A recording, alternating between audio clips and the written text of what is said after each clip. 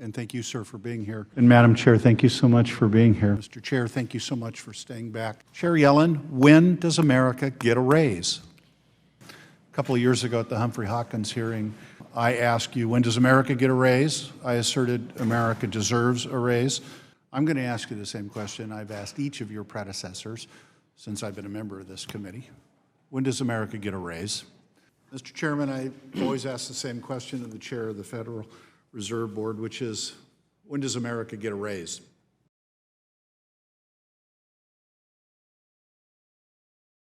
And this speaks obviously to the issue of when are we going to get wage growth that begins to compensate for years and years of decline. Given that the Fed and you have accurately pointed to the fact that our economy is 70% consumer driven, why hasn't the Fed called out more than a generation of lack of wage growth a threat to this economy?